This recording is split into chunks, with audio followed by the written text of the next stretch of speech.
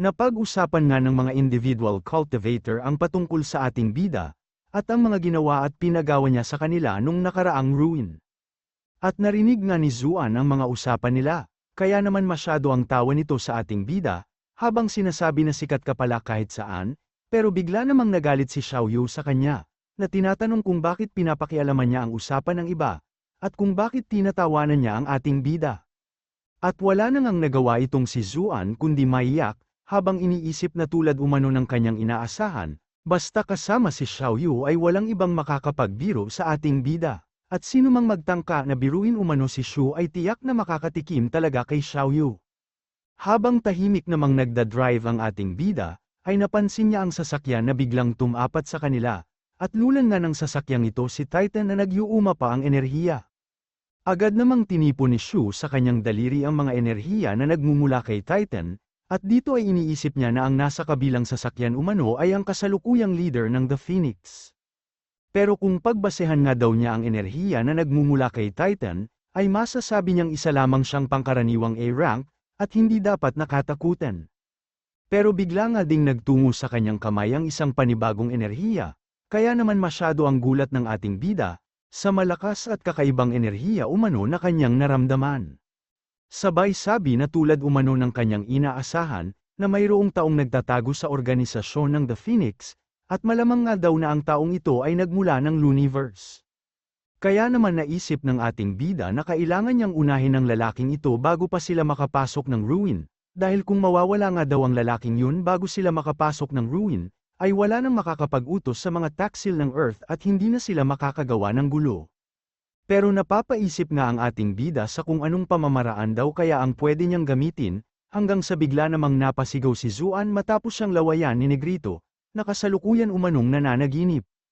At dahil nga dito ay nakaisip ng pamamaraan ang ating bida, na kailangan umano niyang gamitin ang panaginip na abilidad ng Squirrel sa lalaking taga-Looniverse.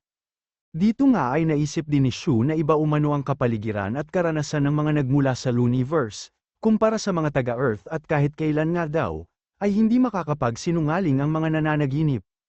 At dahil nga daw sa kayang basahin ng Squirrel ang iniisip at alaala ng mga ginamitan niya ng kanyang abilidad, ay maaari nilang mahanap at makilala ang iba pang spy sa tulong ng Squirrel.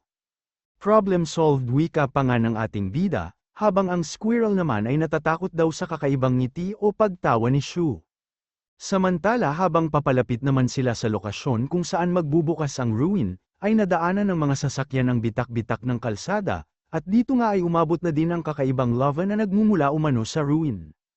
Samantala sa isang lugar naman sa Looniverse ay makikita natin ang babaeng ito, na sinasabi sa kanyang kausap na magmula nang bumalik si Duan Mo Huangqi mula sa Earth, ay hindi pa umano siya nagpapakita sa kanila, kaya malamang umano na maaantala ang iba nilang plano.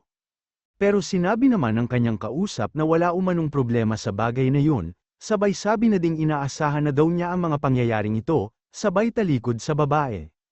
Nabigla namang sinabing teka lang may tanong pa ako, at tinanong nga nito kung ano umano ang dahilan, sa kung bakit sila nag-iwan ng isang spy o tauhan sa North America.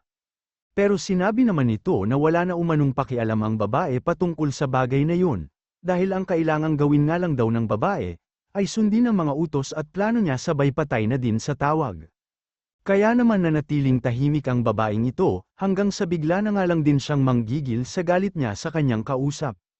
Pagsapit naman ng gabi ay nagtayo ng tent sila Shu sa isang lugar malapit sa ruin, at dito nga ay naiiyak pa si Negrito habang binobola si Xiaoyu na masarap daw ang luto niya, kaya naman naisip ng Squirrel na masyado umanong madaming sinasabi si Negrito. Pero bigla namang sinabi ni Shu na nag-aalala daw siya sa itsura ni Zuan, sabay tanong sa kung ano ang nangyari sa kanya. Dahil hindi na nga daw siya nagsalita mula nang matapos silang makapagpatrol. Bigla namang lumapit si Negrito sa kanya, at dito nga ay sinabi ni Negrito na ang nais daw talagang mangyari ni Zuan kaya siya nagtungo dito, ay ang masolusyonan ang pagiging single niya o para makahanap ng jowa. Kaya naman tinanong ng ating bida kung nagpapatawa ba siya, sabay tanong na din kung sumabli ba ang pangliligaw niya sa babae. Pero bigla namang naiyak si Zuan, at sumaburere nga ang laway at sipon nito. Habang sinasabi na hindi umano siya sumablay sa panliligaw, hindi pa nga ako nag-uumpisang maghanap ng liligawan, wika pa nga niya. Sabay tanong sa ating bida kung bakit dito niya piniling magtayo ng campsite nila, puro tita nga daw ang nakikita niyang babae dito, at nakuha pa nga daw nilang sampilan ang kanyang puwet, kaya naman daw nais niyang mag-report dahil nakatanggap siya ng emotional damage. Pero sinabi lang naman ni Shu na tatanggapin lang daw niya ang report ni Zuan, pag kinaladkad na siya sa kakahuyan ng mga tita, at pag nagahasa na siya. Kaya naman muli na lang tinanong ni Zuan kung bakit hindi umano sila nag-camp sa Grand Prism Spring, sabay sabi na madami daw siyang nakikitang mga tao sa lugar na yon. Sinabi nga din ni Zuan na madami umanong mga dalagang cultivator doon, kung saan ay mga nakabikini lang din daw sila, kaya naman sadyang kaakit-akit at kaaya-aya ang tanawin wika pa nga niya. Pero sinabi naman ni Shu na ang mga lugar umanong may hot spring, ay konektado sa Vulcan at mapanganib nga daw sa lugar na yun lalo na pag magbubukas na ang ruin. Sabay sabi na kakaiba umano ang mga nangyayari sa lugar na ito, at pinakakakaiba nga daw ang magma na kumakalat sa lugar, kaya naman pwede daw magkaroon ng aksidente sa lugar na yun, pag biglang sumabog ang Vulcan at sinabi na nga lang ni Zuan na nauunawaan na niya. Isa pa ay mas malapit ang campsite na ito sa mga taga The Phoenix wika nga din ni Xiaoyu, kaya naman mas mainam daw na dito sila manatili, lalo na kung gusto nilang mahuli ang spy na kasama ng mga The Phoenix. Hanggang sa bigla nga daw may napansin ng ating bida kay Zuan, na tila umano pang karaniwan na lang ang mga kasuotan ngayon, at malamang sa yan ang dahilan kung bakit hindi na nakakahanap ng juwawika pa nga ng ating bida, sabay tanong kung nasaan na ang mga mamahaling relo niya. Pero napabuntong hininga lang naman si Zuan, na sinabing nag-umpisa umano ang lahat matapos magbago ang status o estado niya sa kanilang pamilya. Dati nga daw ay hindi naman ganun kataas ang estado niya sa kanilang pamilya, kaya nakatuon ang oras niya sa pag-cultivate, pero nung mga panahon yun nga daw ay binabaliwala ng mga tao sa capital ang cultivation. Kaya naman wala siyang nagiging mga kaibigan, at napilitan nga siyang magsuot at magkaroon ng mga material na bagay para patunayan ang kanyang sarili, at mapalapit sa ibang tao. Pero iba na nga daw ang sitwasyon niya ngayon. At matapos nga daw siyang maging miyembro ng Bronze Torrent ng Dragnet and Snares, ay naging madali na lang sa kanya ang pag-abot ng kapangyarihan at pagkakaroon ng yaman, kaya naman nagsisimula na ding lumapit ang mga tao sa kanya. At kalaunan nga daw ay na-realize na lang din niya na nagbago na siya, dahil hindi na siya tulad ng dati na masyado ang pagnanais sa mga material na bagay, at hindi na nga din daw siya basta-basta masusuhulan ng mga ganong bagay. Ngayon nga daw ay alam na din niya ang dahilan, kung bakit pilit na iniiwasan at nilalayuan ni Tandang Bailey ang kanilang pamilya. Sinabi nga din niya, na ang kanyang mga tito at pamilya umano ay laging naghahangad ng higit pang yaman, pero para sa kanya nga daw ay hindi na mahalaga ang mga yon, at minamaliit na nga daw niya ang mga ganong uri ng tao. Kaya naman tinanong ni Xiaoyu kung ang ibig sabihin ba nito, ay minamaliit ni Zuan ang ating bida na laging naghahangad ng mas madaming pera at kayamanan. Natawa na lang din naman ang ating bida, sabay sabi na hindi umano dapat na binibitawan ni Zuan ang mga ganong salita, dahil ang mga tao ay magkakaiba ang hinahangad at tinatahak na landas, kaya naman agad siyang lumapit kay Shu, at sinabi na tama ang ating bida at nagkamali siya. Bigla namang sumingit si Negrito, at binanggit nga daw ni Zuan ang patungkol sa mga tito niya maliban na lang sa pangatlo, sabay tanong kung patay na ba ang pangatlo sa kanilang magkakapatid.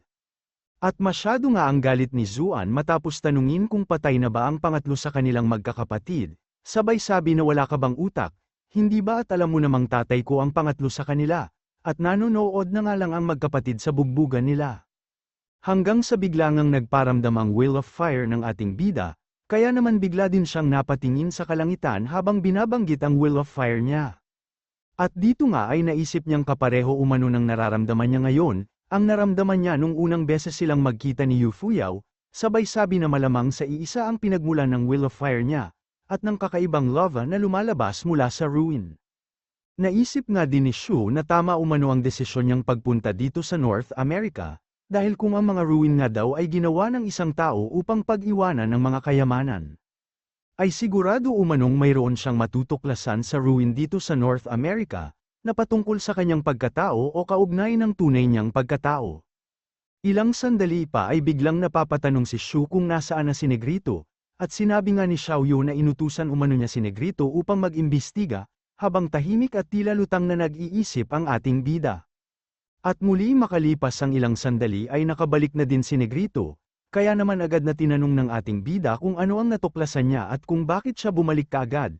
Pero sinabi lang naman ni Negrito na nakita daw niya ang mga immortals, dahilan upang mapatingin ng masama sa kanya si Xiaoyu. Kaya naman lumapit at bumulong na lang ito sa ating bida, habang sinasabi na ang babaeng yun ay kasama din nila. At naisip nga ni Shu na ang tinutukoy ni Negrito ay walang iba kundi si Carol, sabay labas sa kanyang kwintas at pendant na puller ng Coke in Ken. Dito nga ay naisip naman ni Zuan ang isang kasabihan, patungkol sa bulag umano ang mga manlalaro, pero ang mga manunood ay nakikita ang lahat. Sabay sabi na hindi na siya magtataka ngayon, kung bakit ang maestro nating bida ay hindi pa din nagtutungo ng Changbai upang hanapin ang isa niyang espada, at dahil nga daw ito sa hindi pa alam ni Shu kung paano niya haharapin si Carol. Sabay tingin sa kanyang likuran, at naisip na malamang nga daw sa isa na din sa dahilan si Xiaoyu, dahil sigurado umanong hindi pa napapaliwanag ni Shu ang patungkol sa kanila ni Carol.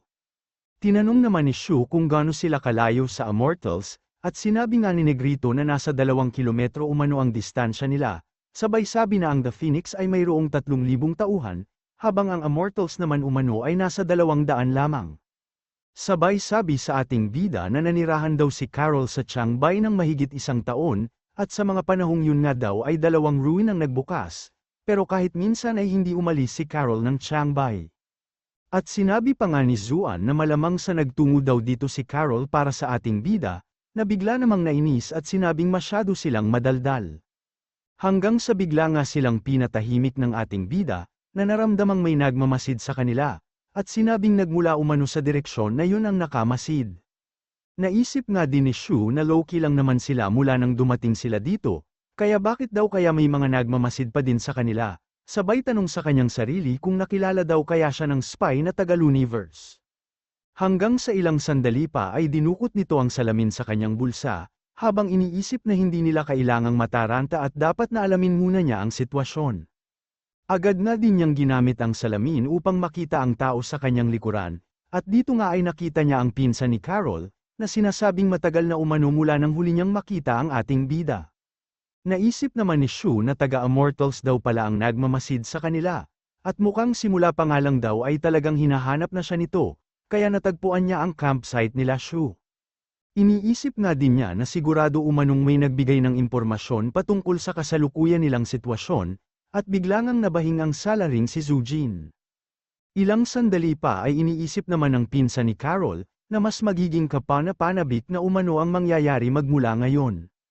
Hanggang sa bigla ngang ilabas ni Shu ang Sun Mirror, dahilan upang mapatanong na lang siya sa kanyang sarili, kung bakit umano pinaglalaroan ng ating bida ang salamin, na biglang sumilaw sa kanya at napasigaw na nga lang din siya, matapos sumakit ang kanyang mga mata. Bigla na nga lang ding napasigaw ang pinsan ni Carol sa galit, at sinabing maghintay lamang ang ating bida sa paghihiganti niya, kaya naman napatingin ang lahat kay Shu, na sinabi lang namang wala siyang alam sa nangyayari. Bigla nga ding may kumalabit sa ating bida, at ito nga ay ang babaeng ito na tinatanong kung nagkita na ba sila dati, mukha kasing pamilyar ang mukamuwika pa nga niya, sabay sabi ding nagmula umano ang leader nila sa Asia, at interesado nga daw siya sa mga lalaking taga-Asia tulad ng ating bida. Na napapatanong na lang kung saan nagmula o bakit sumulpot ang babaeng ito sa kanyang harapan, habang si Xiaoyu naman ay nagliliyab na sa galit, at iniisip kung may tinatagong talento o abilidad daw kaya ang ating bida, upang akitin ang mga kababaihan sa paligid niya. Muli ay iniisip nga ni Shu kung sino daw kaya ang sinasabi nitong leader, at kung anong organisasyon daw kaya ang kinabibilangan ng babae. Pero kaysa alamin nga daw niya ang patungkol sa mga bagay na yon, ay mukhang mas mainam kung dapat na lang niyang alamin, kung bakit siya nilapitan ng babaeng ito at ng kanyang mga kasamahan. Bigla nga ding tinanong ng babae kung hindi daw ba gentleman ang ating bida, dahil kanina pa nga daw niyang inaabot ang kanyang kamay, upang makipagkamay sa ating bida. Pero bigla namang nilapit ni Shu ang kanyang kamay sa muka ng babae, upang patigilin ito sa pagsasalita, sabay tanong ng ating bida kung bakit siya ang nilapitan nito. Dahil madami naman daw mga lalaki o ibang tao sa lugar na ito. Agad namang sinabi ni Xiaoyu kila Zuan, na manahimik at manatili na lang daw muna sila. Huwag muna kayong gumawa ng aksyon at hintayin natin ang utos ni Shu, wika pa nga niya. Hanggang sa bigla ngang sumigaw ang isang lalaki, na tinatanong ang ating bida kung hindi ba niya alam kung anong organisasyon ang kinabibilangan ng babae, Sabay sabi na nilapitan ka na upang kamayan pero pinahiya mo pa siya. Sinabi nga din nila na ang babae umanong ito, ay nagmula umano sa The Elite Rogue Cultivator Organization, at ang iba nga ay sinabihan pang makapal umano ang ating bida, dahil masyado siyang arogante sa harapan ng babae. Habang ang iba naman, ay sinasabi na pinarusahan at nilantad nga daw ng organisasyon ng babae, ang mga masasamang gawain ng malalaking organisasyon, kaya mga mabubuting tao umano sila at nakakatulong sa mga individual cultivator. Dahilan upang maisip ng ating bida, na malamang umano sa walang kinalaman sa Luniverse ang organisasyon ng babae, pero napapatanong nga siya sa kanyang sarili kung bakit tila popular umano ang organisasyon nila. Hanggang sa bigla namang sinabi ng babae na wag umano silang magalit sa ating bida, malamang sa kasalanan ko din at naging pabigla-bigla ako sa paglapit sa kanya, wika pa nga niya. Kaya naman sinabi ng mga individual cultivator na masyado umanong mabait ang babae, hindi tulad ng ating bida na masyadong bastos. Sinabi nga din nila na hindi niya kailangang matakot, dahil tutulungan nga daw nila ang babae laban sa ating bida. Na iniisip namang magaling umano sa pagpapaikot o paglalaro ng emosyon ang babaeng ito, pero sa tingin nga daw ni Shu ay hindi naman siya kilala ng babae, kaya napapatanong siya sa kanyang sarili kung bakit siya nilapitan nito. Hanggang sa bigla ngang may sumigaw, at sinabing kakaalis lang daw niya pero nakikipaglandian na agad sa ibang babae ang ating bida. Sabay sabi din na walang kwentang lalaki daw talaga umano si Shu, kaya kailangan na siyang kalimutan ng kanyang pinsan. At sa pagdating nga ng mga immortals, ay sinabi ng mga ito na nabalitaan daw umano nila ang patungkol sa isang lalaking walang modo, kung saan ay ginagamit niya ang kanyang pera upang lokohin ang mga babae, sabay sabi na din na malamang umano sa ang ating bida na nga ang lalaking yun. Bigla namang nagsalita ang babae, na hindi umano makapaniwalang nagtungo nga dito ang mga taga-immortals. Hindi nga din daw siya makapaniwala na pagtutuunan ng pansin ng immortals, ang health forum ng mga individual cultivators. Ilang sandali pa matapos makalapit nila Carol, ay iniisip nito na nagtungo lang naman siya dito nang dahil sa sinabi ng kanyang pinsan. At bigla nga siyang nagulat at namula matapos makita ang ating bida, kung saan ay napansin din niya ang kwintas at puller na suot ng ating bida, kaya naman bigla siyang napatingin at hawak sa singsing na kanyang suot. Masaya nga din siyang lumapit sa ating bida, habang sinasabi na hindi umano niya inaasahang makikita niya ang kapitbahay niya dito.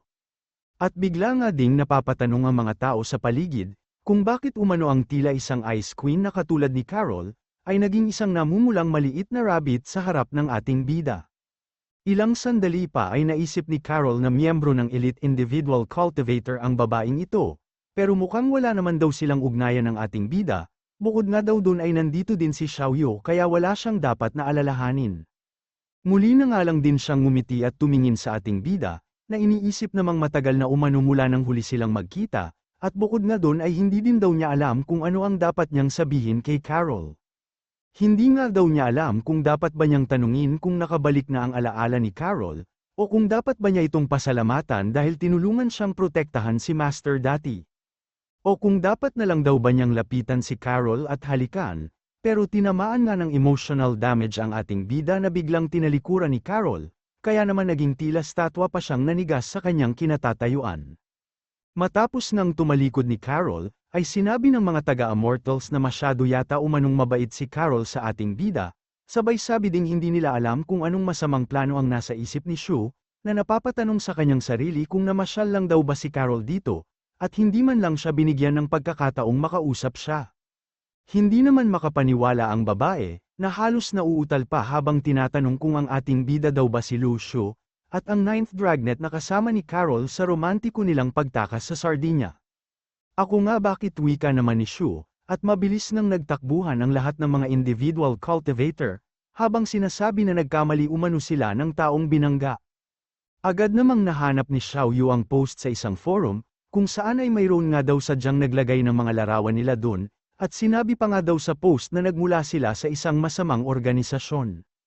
Malamang sa mayroon lang nagprank sa atin mula sa immortals, kaya pabayaan na natin yan at huwag mo na ding pansinin, wika pa nga ni Shu, at dahil nga dito ay sinabi ni Xiaoyu na nagbago na umano ang ating bida, na noon kahit maliit na bagay ay hindi niya pinapalagpas, agad namang tumakbo si Shu habang bitbit ang squirrel, at sinabi na ngayong alam na ng lahat na andito sila, ay kailangan na umano nilang apurahin ang paghahanap sa spy na nagmula ng Luniverse.